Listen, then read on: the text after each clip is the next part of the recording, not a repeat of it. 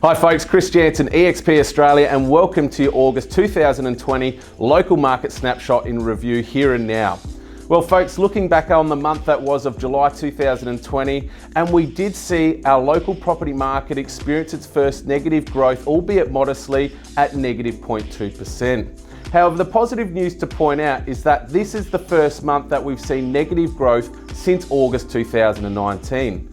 However, if we look at the last 90 days of our local marketplace, your property growth has still been in a positive of 0.7%. Folks, another significant sign that our market is still quite buoyant is the rental market. Adelaide rents over the last 30 days rose by 0.2%. If we look at the last 90 days, rents were up by 0.7%, and over the last year, rents have actually increased by 2%. If we look at the last decade, the average median rents have increased locally to our marketplace by 1.3%. Now folks, I've been saying for several months now that our marketplace has been quite buoyant given the current times we're all going through and heavily insulated due to an undersupply of properties available for sale.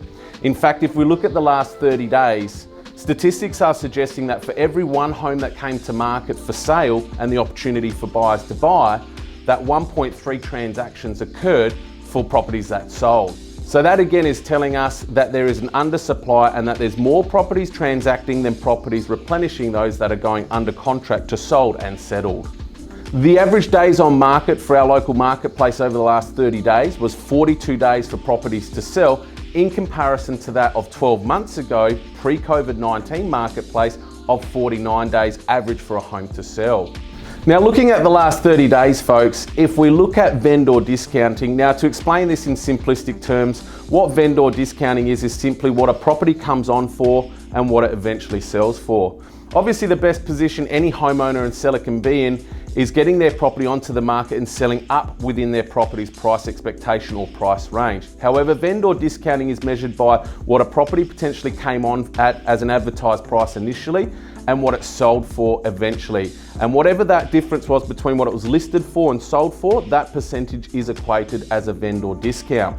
Now the good news, over the last 30 days, vendor discounting was only at negative 4.2%. However, if we look at vendor discounting of 12 months ago, the vendor discounting rate was at 5.4%, which is telling us that vendors 12 months ago were discounting from their advertised price to what they eventually sold for by greater than 1.2% to that of the current marketplace. Now folks, if anything's to go by the strength of the marketplace, I'm going to share with you at EXP South Australia what we experienced in the last weekend of our June marketplace. On that weekend, we met 148 buyers across 8 open inspections and we gave out a total of 36 offer forms. So that just shows you the strength of the marketplace. Now folks, a classic example of the buyer demand right now is our feature property at 39 Sandpiper Court in Modbury Heights. This property in its first weekend of coming to market experienced 60 buyers attending the first open inspection. Multiple offers were achieved on this home and it went under contract within the first week, well above the seller's expectations. Now folks, the other feature property that I want to share with you is one where you've only got one opportunity to get the process of sale right. 47C Atkinson Drive was a property that I originally lost the listing to another agent and agency. However, after 93 days of the property being on the market, no offers being received and not going under contract to sold, I was fortunately given the opportunity second time round to earn my client's business and sell their property. I came in with a fresh set of eyes and some key points of differences. I also demonstrated experience on recent properties I just sold like it in the local area.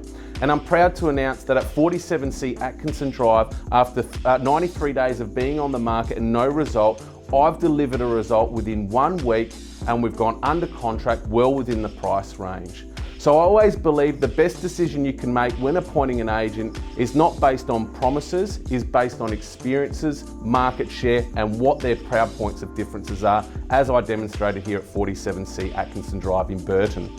So folks, that's your August 2020 market snapshot and review. I'm Chris Janzon from EXP Australia. If you've got any real estate plans or you need any information relevant to your property and marketplace, I'm always just a call away. But until the next episode, it's bye for now.